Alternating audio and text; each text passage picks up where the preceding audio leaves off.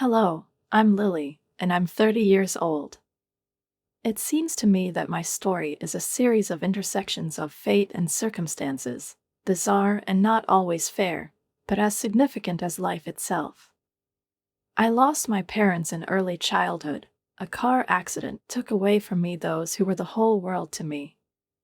Once in the orphanage, I did not realize all my loss, because what can a child know about losses?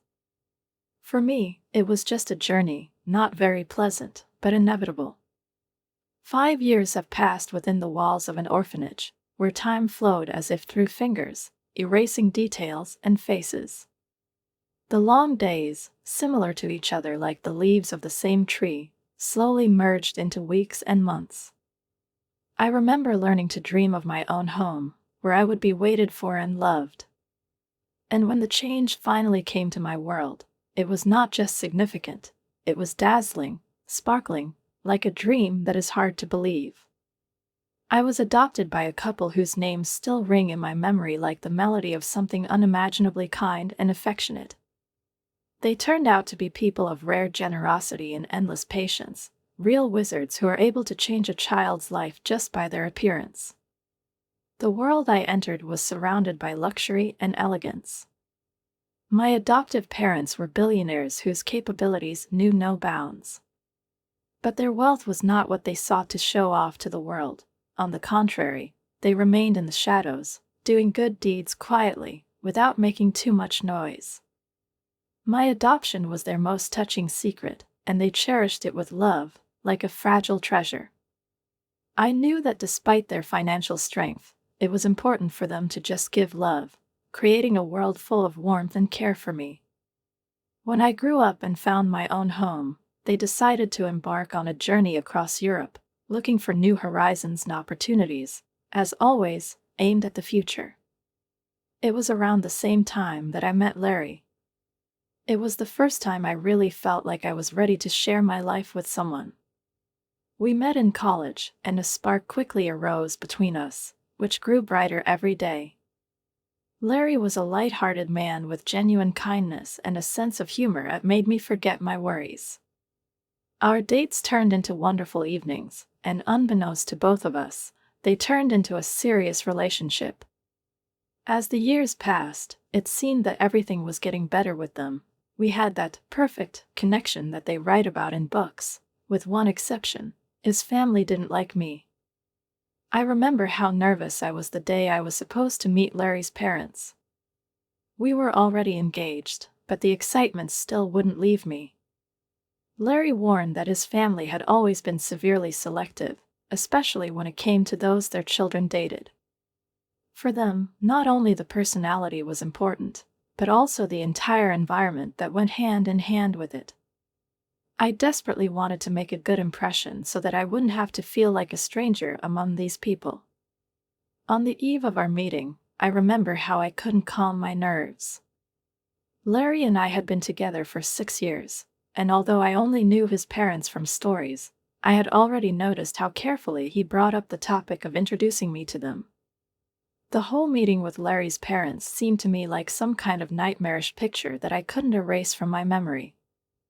Their gazes pierced me like icy needles, as if my mere presence was enough for them to begin to despise me. I knew that from the first moment we entered this luxurious restaurant, where everything seemed designed to demonstrate status, they decided that I was not good enough for their son. Larry held my hand tightly, as if trying to convey his confidence, and when we approached their table, I saw their faces filled with cold severity. Even those 5 minutes late became an excuse for them to show their displeasure. While we were sitting, I tried not to show my anxiety by clasping my hands under the table, just not to look confused. I wore a wedding ring on a chain, hiding it as a symbol that our love belonged only to us and did not need the approval of others. But none of this helped. His parents barely noticed my presence, gave me a quick glance like something that didn't deserve attention, and immediately turned their attention to Larry, as if I wasn't at their table at all. Their coldness noticeably clipped my wings, and I felt my attempts to be open and polite crashing against the wall of indifference.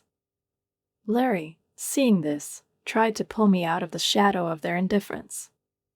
"Mom, Dad, meet my girlfriend, Lily," he said, trying to make his voice soft and reassuring. I smiled and said, "I'm very glad to meet you both." But his mother's reply hit me like a chilling gust of wind. "Am I glad to say the same thing?" There was more than just coldness in her tone. It seemed that every word she said was steeped in hidden reproach. Soon his father spoke up, casually, almost with deliberate indifference, looking at me with disbelief. "Lily, I heard that you and Larry met in college. Is that true? And how did you manage to get there? As far as I know, it is quite expensive and requires special training." His words sounded like a reproach, a question hiding disbelief, and I felt myself getting confused, but, gathering my strength, I replied, "Yes, I got in thanks to a full scholarship. I was lucky enough to get it and study a lot to meet expectations." I tried to speak calmly, although I could feel their gazes literally pressing on me. Larry's mom intervened again. Her words were caustic and caustic. "Of course, this is one of the best events in your life. You know he's rich, and you think that's a good thing. And it's good that you have at least a little bit of intelligence, because your appearance is, to put it mildly, ordinary." Larry couldn't take it anymore. Grabbing my hand, he said, "That's enough, we're leaving," and pulled me away from this trendy restaurant, leaving them with their cruel words. On the way home, he fumed, restraining his indignation, and I, looking out the window, could not understand what I was feeling. I was not just disappointed. It seemed to me that these people, whom Larry called his family, left no hope for reconciliation for him and me. They immediately decided who I was, knowing almost nothing about me. When we got home, Larry asked if I was okay, but I didn't even know what to say. It seemed that after this meeting, an icy wound remained in my soul. After all, I carefully prepared, dressed neatly, communicated politely, did not allow myself to say a word too much, hoped for their acceptance. But now I realized that no matter how hard I tried, they had already made up their minds about me based on their snobbery and prejudices. Larry didn't talk to them for a long time after that evening. And then, finally, a letter arrived. His parents decided to reproach us with disrespect for leaving them at dinner. After that memorable dinner, when his parents, with icy contempt, left no chance for reconciliation, Larry decided that he could not leave it without consequences. A month later, when they finally started talking again, he decided to tell them the truth. We were engaged. This news caused discontent and a considerable wave of reproaches, and even then Larry remained steadfast. He made it clear that if they continued to show the same attitude towards me, he would cut off all contact with them. At some point, Larry's parents offered to pay for our wedding.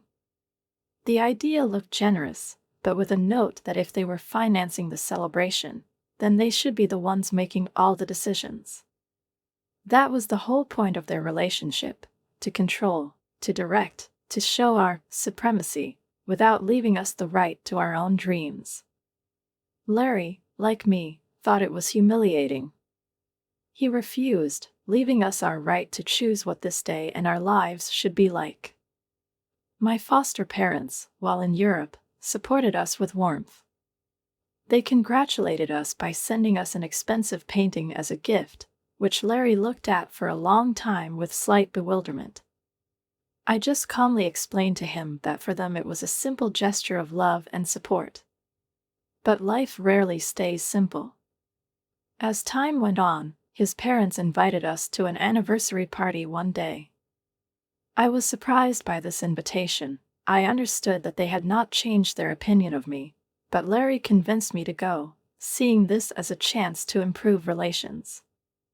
I pulled myself together and, putting aside doubts, came with him to this holiday. From the very first minutes, as soon as we entered the hall, I felt his parents' cold gaze slide over me as if I were a stranger, as if I had violated their idol by my mere presence. Everything that happened next was almost unbearable. Every person, every guest, his family's relatives and friends, communicated with each other, laughed and talked, but it was as if they were doing everything to avoid me.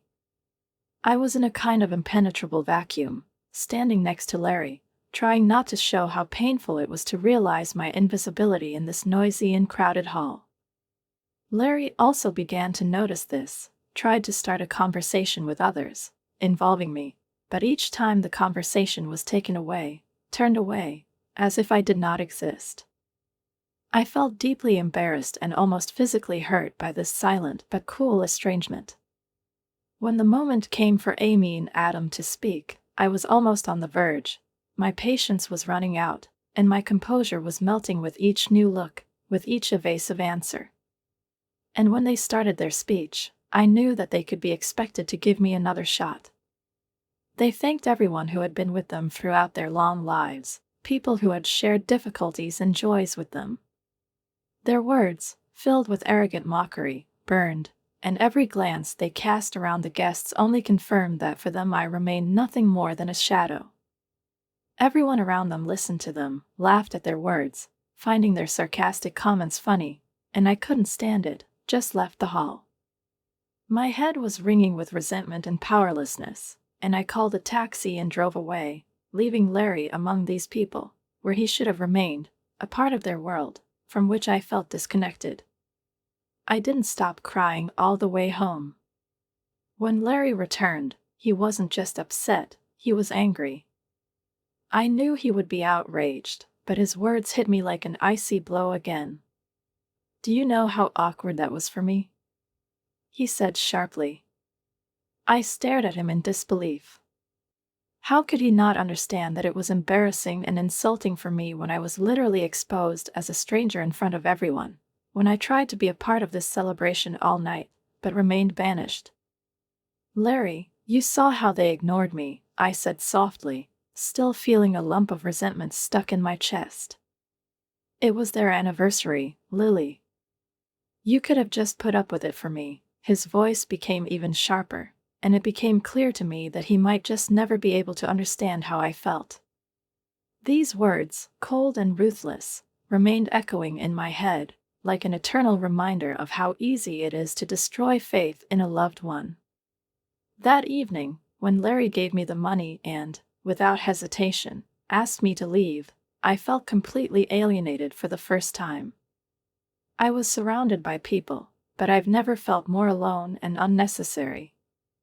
Tears blurred my eyes as I left their house, leaving behind something important, the remnants of the trust one had in Larry, his promises and assurances.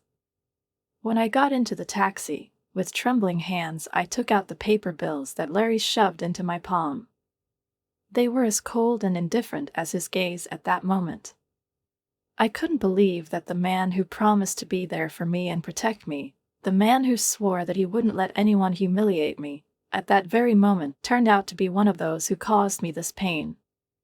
A quiet sob escaped from my chest, and as I stared at the lights of the night city outside the taxi window, I tried to figure out what went wrong and when our dreams began to crumble under the yoke of this arrogant contempt. A week later, the situation has not improved.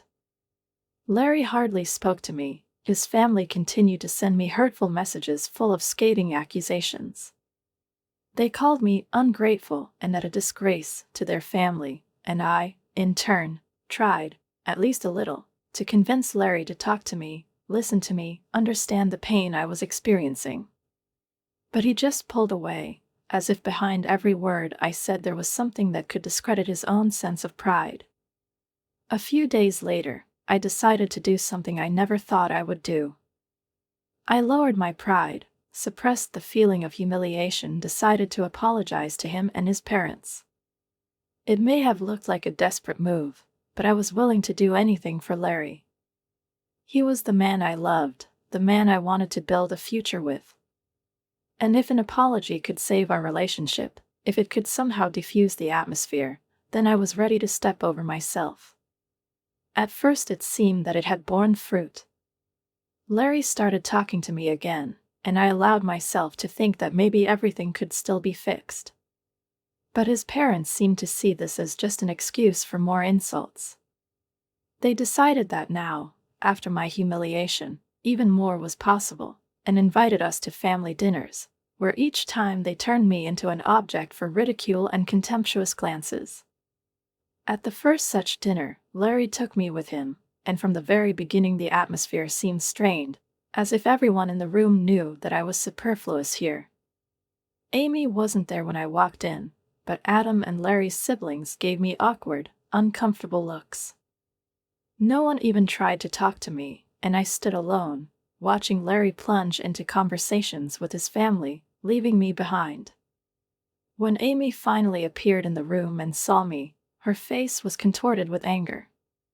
She did not hesitate to come up and literally attack me with words full of icy contempt. "What are you doing here?" she said, as if I had violated some sacred rule by encroaching on their family circle.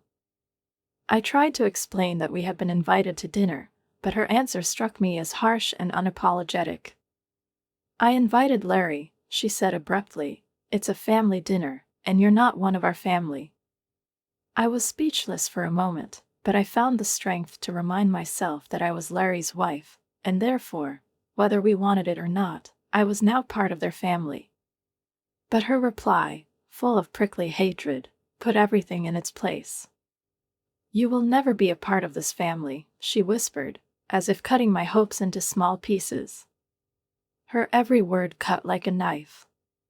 Her contemptuous gaze slid over me, as if assessing not a person, but a thing, and I finally asked, "Why can't you judge me by who I am and not by where I come from?" She replied mockingly, "You are ugly and poor. You won't be able to fit into our world."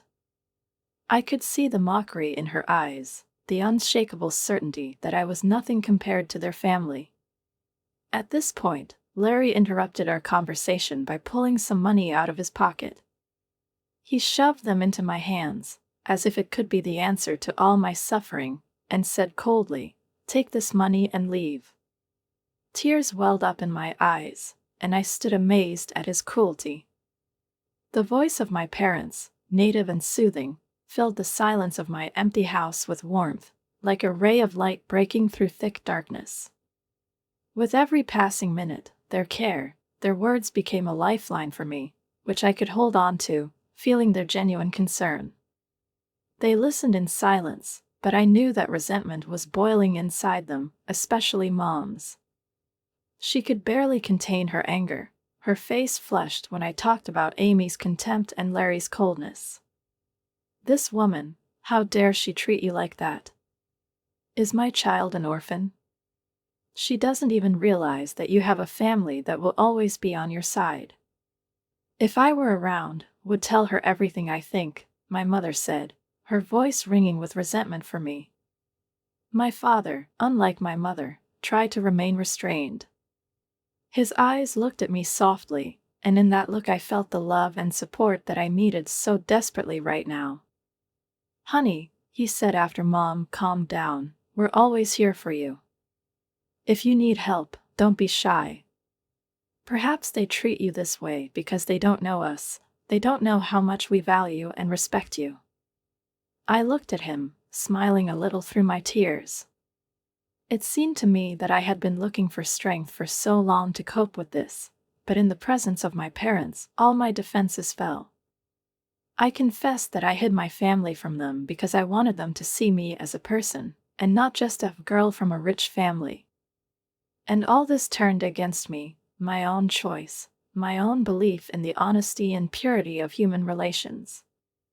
"Are you sure this is the man you want to be with?" my father asked quietly, looking into my eyes full of pain. I hesitated. Yes, I loved Larry, but now that feeling turned into pain and bitterness.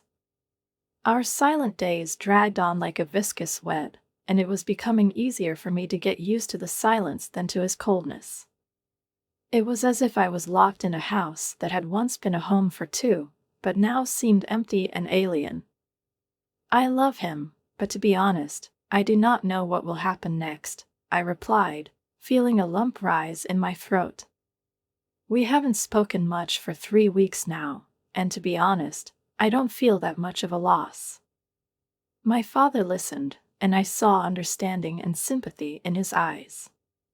He didn't judge me, didn't try to convince me to leave or stay. He was just there, giving me the opportunity to make a decision on my own.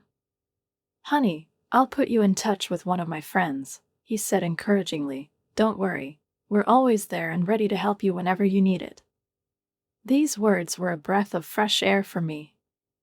In them, I heard the confidence and support that have been so lacking in my life in recent weeks. My father, dressed in an immaculate suit and radiating confidence that he did not inherit, but created by his own will, looked at Amy with icy calm. His face held a slight half-smile, the smile of a man used to meeting arrogant people and showing them that true greatness lies not in money, but in dignity. Amy froze, her face changing one shade after another. Surprise, confusion, confusion. She clearly hadn't expected this turn of events. Next to her, Adam, trying to maintain a semblance of control, gripped his fork so that his knuckles turned white. Their confidence, their arrogance, was melting away before our eyes. They did not expect that someone whom they considered nothing more than an orphan would be protected by people who could easily overshadow their own wealth and position. My father smiled again, addressing Amy and Adam in a tone that sounded soft but completely undisguised mockery. "Yes, my daughter Lily, the one you apparently spoke about with such disdain, and unfortunately for you, she is not only not an orphan, but also has a family behind her who will always support her. And now, gentlemen," he continued, as if he were speaking at an official reception, "I'm afraid that your view of things needs some revision." Amy, still reeling from the shock, tried to pull herself together. "Mr. Jeremy, you have to understand, we didn't mean anything bad. We were just a little surprised by the situation. We didn't know that Lily had such a family." "It's funny that you should mention this," my mother remarked, her voice so cold it could have burned. "We have learned a lot of interesting things about your attitude towards Lily." And now, finally, it became quite clear to us why she preferred not to talk about us. Apparently, she knew what your reaction would be. Larry, who seemed completely confused at that moment, timidly looked up at my parents and tried to intervene. "I'm sorry for all this misunderstanding. My family just didn't know how things really were." His attempt to sound confident was unsuccessful. It was obvious that Larry felt the full scale of what had happened, and, perhaps for the first time in his life, he saw his parents in a light in which he had not thought to imagine them before. "Really?" his father asked with a slight grin, not giving Larry a chance to justify himself. He stared at everyone at the table, giving them a stern look that made them seem to shrink. "I see that Lily was not mistaken in her assumptions. It becomes obvious that we are not here by chance today." The entire table froze in tension, their pride and habitual sense of superiority crumbling before their eyes. Adam stood in absolute shock, realizing the scale of the facts hidden from him, and, it seems, for the first time feeling vulnerable. "Yes," her father said firmly, "Lily is not here. She explained to me that she was having problems with her relatives, and now I can see perfectly well where these problems are coming from." His gaze, sharp as a blade, was directed directly at Amy, her face flushed with confusion and indignation. "But she hid such an important thing from us, such a large part of her life," Amy exclaimed, in a desperate attempt to justify herself. "If we had known that she had such a family, we would have treated her differently." The father replied to this with restraint, but his words sounded like a bell striking. "That's right, Amy. Lily didn't want to be treated with respect just because of her background or our condition. She wanted you to see her as a person. You could have done it without knowing about her family."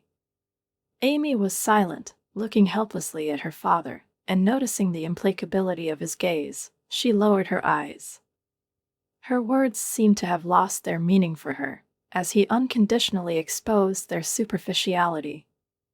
My father took a step towards Larry and said, calmly pulling an envelope out of his inner pocket, "By the way, Lily asked me to give you this, Larry." Larry took the envelope, his hands trembled slightly, and there was a flicker of confusion in his eyes, like a man who suddenly felt the ground tremble under his feet. He opened the envelope, and when he saw the divorce papers, his face darkened. It was the last, decisive moment, after which only silence remained in the air. The father did not add a word, making no further remarks. He silently turned and walked out, leaving Larry and his family to face the consequences of their actions. After that, it took quite a few phone calls to start a chain of events that, like dominoes, fell one after another. My father's contacts, connections, and reputation stirred up a network of investors, and soon money began to flow out of Adam's business like sand through his fingers. Their company was rapidly approaching collapse, and the world they had so fiercely built around themselves was crumbling like a house of cards. There was a strange but deep satisfaction in watching this process, how people who once looked down on me were losing ground themselves. Soon I started receiving messages, bitter, filled with insults, in which Amy and her family blamed me for all the troubles. In some letters they called me the most disgusting names, claiming that I had ruined their lives, while in others they begged me to talk to my father and ask him to stop. But I realized a long time ago, it was too late. They paved this path themselves, they destroyed their bridges themselves, and no amount of apologies could change what happened. To my surprise, Larry did not make dramatic scenes and calmly signed the divorce papers, as if he also understood that there was no way back. His tacit agreement, to some extent, became for me a symbol of the completion of our path, a recognition that our past remains forever in the past. After all this epic, my parents insisted that I go on a long-awaited vacation. We spent this time together, immersed in an atmosphere of freedom, love, and recovery. The sea, the sun, and the days spent talking and laughing helped me heal from the wounds that the last few months have left in my life. For the first time in a long time, I felt happy and full of life, having found myself again. The past is behind me, and at the same time I realized an important truth. I had to stand up for myself and my values, even when it was incredibly difficult. My parents, who supported me in the darkest moments, proved that true love and support are not words, but actions. And now, finally free from the poisonous shackles of the past, I could look to the future with confidence, knowing that new, bright adventures await ahead.